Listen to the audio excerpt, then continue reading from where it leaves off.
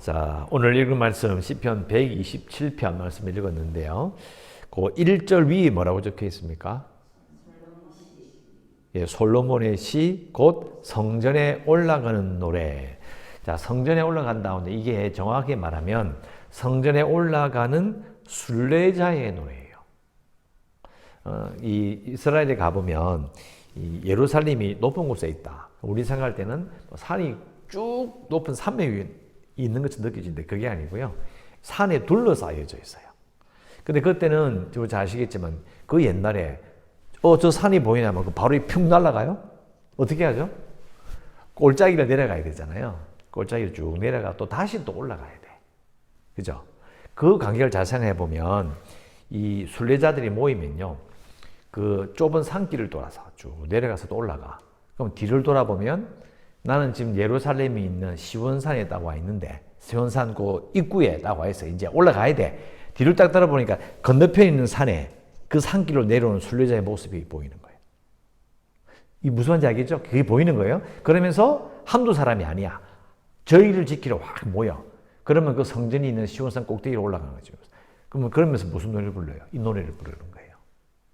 성전에 올라가면서 이 노래를 부르는 거예요.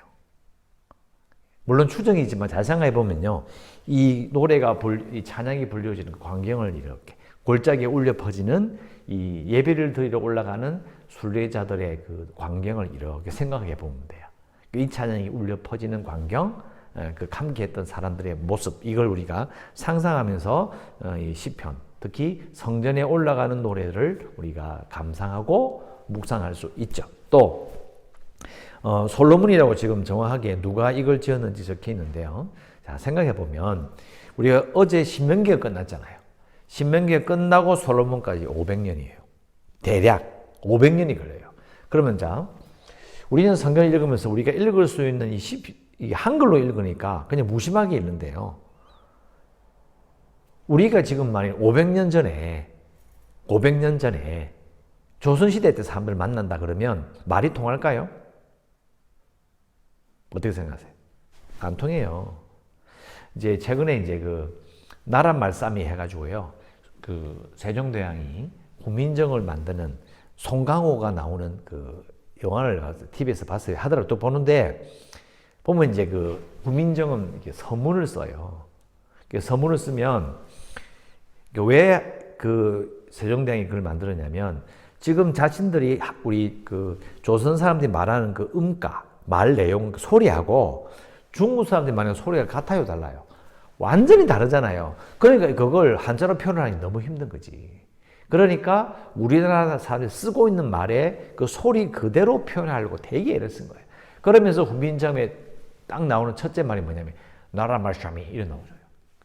여러분 우리나라 국어가 이런 말이에요. 우리나라의 국어가 이래서 우리가 우리나라 말샤미 이렇게 말합니까? 아니, 그러니까 만나면요, 말이 안 통해요. 그러면 처음에 후민정은 서문을 썼을 때에 그 쓴 한글 있잖아요. 여러분, 우리가 지금 한글 쓸 때 세모 씁니까? 세모 안 쓰잖아요. 거기 후민정에 보면, 그때 처음에 후민정에 보면 세모도 있고요. 위에 점 찍히고 또 이상한 거 되게 많아요. 읽어도 못 읽어요. 제가 이걸 왜 설명하죠? 500년이 지났어요. 그러면 500년 전에 모세가 지어 부르던 그 노래, 그 찬양, 그게 어떻게 500년 지난 다음에 이게 이어지죠? 이상하잖아요? 그리고 솔로몬이 지은 게 500년 뒤인데요. 이 노래가 몇 년 더 불러줬다는 이야기예요. 남유다가 망하는 걸 계산해 보면요. BC 한 500년 때 망했거든요. 그럼 BC 1400년, 900년이 넘어요. 그 노래가 어떻게 이어지며 그 말이 어떻게 이해가 되며 그 어떻게 계속 하나님을 예배할 수 있냐고요. 그래서 제가 이렇게 말씀드린 적이 있어요. 성경의 역사를 잘 생각해 보면 하나님의 뜻이 이어지고 예배가 계속돼서 그 하나님의 뜻이 변하지 않고 이어지는 거 기적이에요. 있을 수가 없는 일이라니까. 그런 역사는 없어요. 우리가 뭐 대단하게 생각하는 무슬림도요. 그 경전의 역사 몇백 년밖에 안 돼요. 얼마 안 됩니다. 자, 이렇게 생각해 봅시다. 자, 모세로 생각해요. 모세가 어느 나라 사람이에요? 이집트 사람이에요. 그러면 출애굽 1세대는요.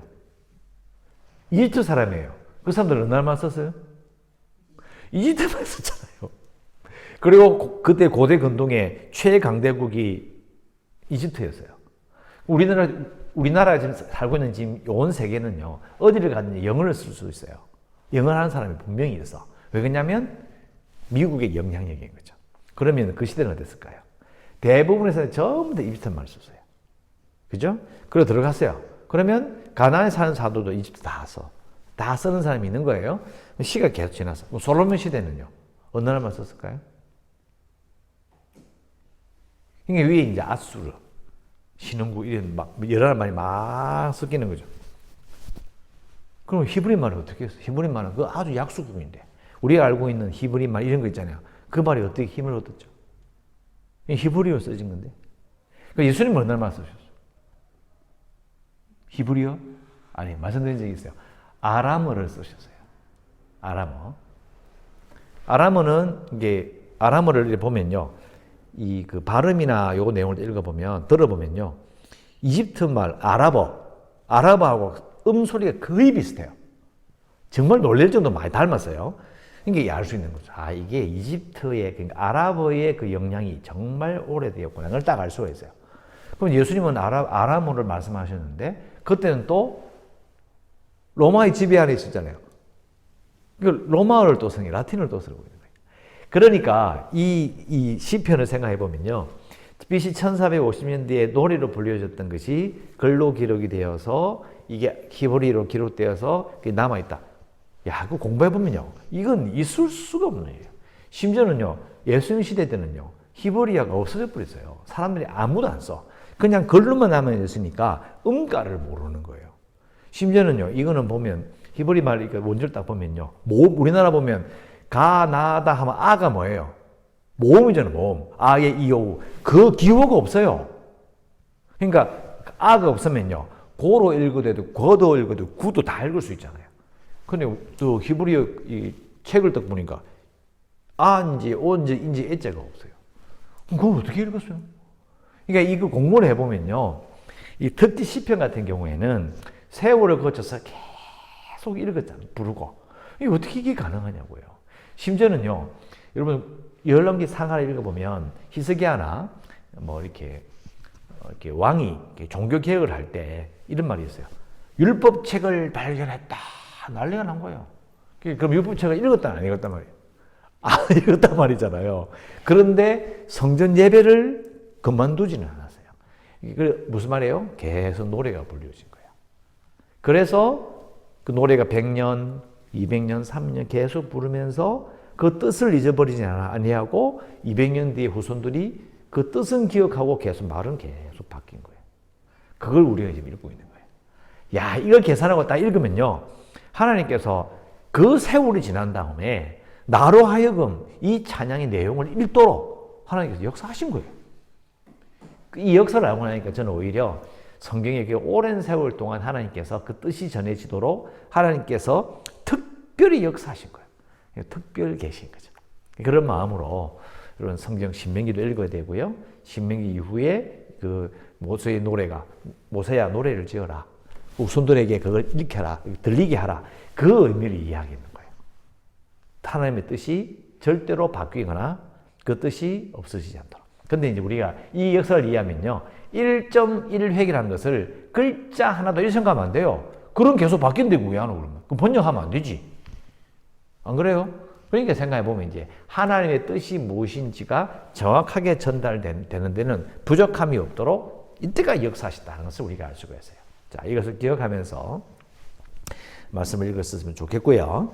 자, 솔로몬의 시, 성전에 올라가는 수레자의 노래다. 1절, 여호와께서 집을 세우지 아니하시면 세우는 자의 수고가 헛되며 여호와께서 성을 지키지 아니하시면 파수꾼의 깨어있음이 헛되다. 자, 왜 집을 세운다라고 이야기할까요? 왜 성을 지킨다고 이야기할까요? 자, 이 옛날을 생각해 보면 돼요. 사람들이 모여 살아요. 처음에는 몇 집쯤 살았을까요? 뭐 한두 집쯤 살다가 200명, 300명 늘어나는 거죠. 그러면 그 집이 자꾸 모이면 뭐가 되죠? 성이 되는 거예요. 그런 의미를 가지고 있어요. 그래서 이제 모이는 거죠. 집이 모여서 성이 막 생기면, 그래서 귀족이 생기고 부자가 생기면요, 그러면 이제 더 큰 집을 짓고 높은 데다가 또 담을 또 치게 돼요. 그러면서 이 성을 이렇게 이루게 되는 거죠. 이 고대의 생활을 쭉 짐작해 볼 수 있는데요. 내용은 이런 거죠. 자, 집을 세워. 그러니까 이 집이라는 것은 건물 말하는 것이 아니라 가정도 같이 생각하시죠. 가정을 세우려고 하는 자, 그리고 그 가정이 모여서 큰 동네가 되는데 그 동네를 지키려 하는 자는, 즉 하나님 없이는 가정을 세울 수 없어. 가족을 지킬 수 없다는 거예요. 또 하나님 없이는 서로 아무리 똘똘 뭉쳐가지고 성을 이루고 살아도요, 그 성을 지킬 수가 없는 거예요. 그런 의미를 가지고 있는 거죠. 그리고 2절, 너희가 일찍이 일어나고 늦게 누우며 수고의 떡을 먹을지도 그것이 헛되다. 열심히 일해도 소용이 없어. 뭐가 반복이 되죠? 하나님 없이는 다 헛된 거야. 그러므로 여호와께서 그의 사랑하신 자에게는 잠을 주시는도다. 그럼 하나님께서 사랑하신 자는 누구예요?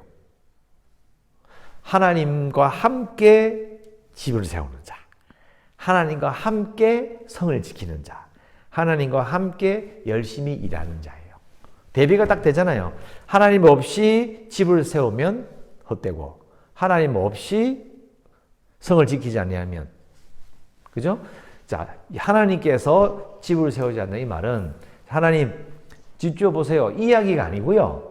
자기가 집을 짓는데 하나님과 함께 집을 짓는 거죠. 하나님, 이 집을 세워주세요. 내 가정을 세워주세요. 내가 사는 이 성을 지켜주세요.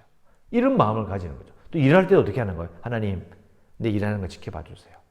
이 말이 되는 거죠. 그래서 하나님께서 그의 사랑하신 자는 하나님과 함께 살고자 하는 자에게 잠을, 즉 안식과 평강을 주시는 거예요. 이게 아주 멋진 말인 거죠. 그렇게 말씀하셔요. 자, 그런데 하나님을 의지하는 자, 하나님과 함께 하려는 자에게 하나님께서 복을 주시고 안식과 평강을 주신다. 우리 어제 신명기가 끝났기 때문에요, 이제 느낌이 달라요. 어떤 느낌일까요? 신명기는 제가 뭐라고 그랬어요? 하나님께서 그 백성들에게 사랑을 표현하는 방식이 조약을 지키는 거예요. 그리고 이스라엘 백성도 마찬가지. 하나님을 사랑한다를 어떻게 표현해요? 조약을 지킴으로 표현하는 거예요. 감정적으로 막 이런 거 아니라고 했어요. 자, 그러면 여기 나오는 하나님을 사랑하는 자는 누구예요? 500년이 지나고 600년이 지나도요, 하나님이 사랑하시는 자, 하나님을 사랑하는 자는요, 신명기적인 사고로 보면 하나님과의 조약을 근거로 하여 살아가려고 하는 자, 하나님과 약속을 믿는 자. 이러면 또 좀 뭔가 좀 멍한 느낌, 뭔가 좀 이렇게 추상적인 느낌이 들죠? 아니에요. 민수기와 신명기만 읽어봐도요, 신명기 뭐가 나와요? 보세요. 결혼법, 이혼법, 사람을 벌 주는 법, 시체를 처리하는 법, 그 다음에 면제법, 다 나오죠. 모든 생활 속에서 하나님이 왕이시기 때문에 그 왕이신 그분이 주신 그 법을 따라 사는 거예요. 그 법대로 사는 자가 가정을 하나님과 함께 세우는 자예요. 정확하게 딱 들어맞아요. 그 법을 지키고 명령과 규례와 법대로 사는 자가 가정을 세우는 것이고, 그 성을 지킬 수 있는 것이고, 그 하는 일이 먹고 살고자 하는 그 생업 속에서 하는 게 복을 받는 거예요. 그러니까 그건 하나도 안 지키고요, 열심히 지키면 열심히 하나님 도와주세요. 야, 말이 안 되는 소리예요. 신명기적인 사고를 보면, 신명기 느낌을 정확하게 얘기하는 사람은 오늘 1절, 2절이 정말 중요한, 눈에 확 들어와요. 아, 이게 무슨 내용인지 금방 알죠. 그러니까 신명기를 모르면 여러분 그냥 읽으면 그냥 그렇지 이러고 넘어가시죠. 아니에요. 신명기를 알고 1절, 2절 딱 읽으면요, 야, 이거 정말 중요한 내용이 됩니다. 그래서 신명기를 여러분 내용을 잘 기억하셨으면 좋겠고요. 자, 그 다음에 3절 보라, 자식들은 여호와의 기업이요 태의 열매는 그의 상급이다. 자, 기업이라는 말이 뭐 대기업, 소기업 그거 아닙니다. 중소기업 그 기업이 아니에요. 씁시다. 유산이에요, 유산. 남겨주신 거예요. 무슨 말이에요? 자, 이렇게 얘기해 봅시다. 여러분, 내가 이제 아버지예요. 열심히 살았어. 이제 힘들어서 물어봐요. 아버지가 할아버지한테, 아버지, 그 유산 좀 남은 거 있습니까? 네가 다 까먹다. 그러면 유산이 소용이 있어 없어요? 아무 소용이 없어. 유산이라는 건 남아 있어야 돼요. 그러니까 이제 아버지 입장에서 이 당시에 뭐 문화나 봤을 때 뭐 경제적으로 보험이 있었어요. 뭐 은행이 있어 아무것도 없잖아요. 진짜 남은 게 아무것도 없는 거예요. 뭐 저장해놓고 이런 거 없어요. 그런데 하나님께서 자식을 딱 주시는 거야. 그게 뭐예요? 아, 하나님이 나에게 유산을 주시는구나. 이런 느낌인 거예요. 그러니까 태의 열매를 딱 봐요. 태의 열매는 그의 상급이다. 아내가 임신을 했어. 이건 정말 기쁜 거예요. 아, 하나님께 내게 상을 주시는구나. 근데 왜 이걸 주시죠? 앞에 나오잖아요. 하나님께 사랑하시는 자에게 자식을 유산으로. 그 태에 임신케 하심으로 그 하나님의 백성이 아, 하나님 내게 상을 주시는구나. 이런 감동을 주시는 거예요. 그러니까 이거는 우리는 그 시대가 아니기 때문에 그냥 무심하게 읽지만은 그 시대 사람들에게는 이런 엄청난 축복인 거예요. 그래서 제가 처음 말씀드렸잖아요. 예루살렘 성으로 내려가는 그 산에서 내려가는 고갯길과 올라가는 산 그 길 가운데 모든 순례자 이 노래를 부르며 성전을 올라가는 거예요. 그 광경을 생각해 봐야 된다는 거죠. 자, 그리고 4절 젊은 자의 자식은 장사의 수중의 화살 같다. 장사가 누구냐? 젊은 자잖아요. 그럼 젊은 자는 아버지죠. 그러니까 아버지는 전사인 거예요. 싸울 수밖에 없는 그런 상황에서 아버지가 전사인데 자식은 수중의 화살과 같다. 여러분 활은 가지고 있어. 근데 화살이 있으면 없으면 소용이 없잖아요. 또 화살은 있는데 활이 없어. 무슨 소용이냐고요. 그러니까 전사와 자식은 함께 서로 의지하며 또 어떤 일을 행할 때 함께 하는 자로 서로 필수적인 존재가 되는 거죠. 그래서 5절 이것이 그의 화살통에 가득한 자는 복되도다. 그들이 성문에서 그들의 원수와 담판할 때에 수치를 당하지 아니하리로다. 자, 성문이라는 것은 구약에는 뭐라고 그랬죠? 공적인 장소예요. 공적인 장소.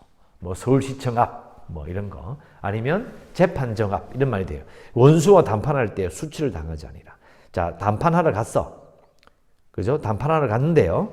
자, 화살통에 가득하다는 말을 나왔기 때문에 활도 메고 화살도 들고 간 거예요. 그게 무슨 말이에요? 아버지가 나왔는데 자식을 다 데리고 간 거야.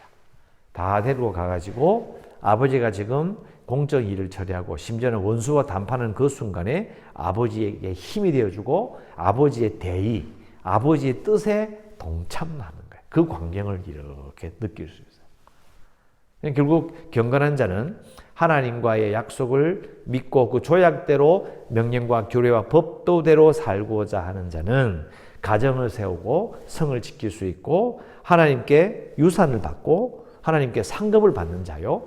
앞으로 나아가 살아갈 때에 원수와 담판할 때도 그 자식과 함께 그것을 이기며 살아가는 자가 될 것이다 라는 그런 노래가 되는 거예요. 내용을 가만히 생각해 보면 이거 정말 좋은 그런 찬양이 될 수 있겠죠.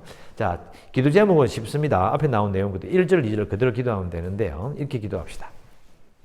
하나님과 함께 가정을 세우고 일을 하며 살겠습니다. 하나님과 함께 가정을 세우고 일을 하며 살겠습니다. 라고 기도하시길 바라고요. 그 외에는 계속 기도한 바 그대로 우리 교회가 국내 방주가 될 수 있도록 재개발을 위해서 코로나19를 극복을 위해서 연약한 성도들 주일학교를 위해서 선교지를 위해서 이 나라의 경제와 북한의 문제 성도들의 생활을 위해서도 기도하시고 오늘도 은혜 가운데 살아가시기를 주의 이름으로 축원합니다. 기도하겠습니다.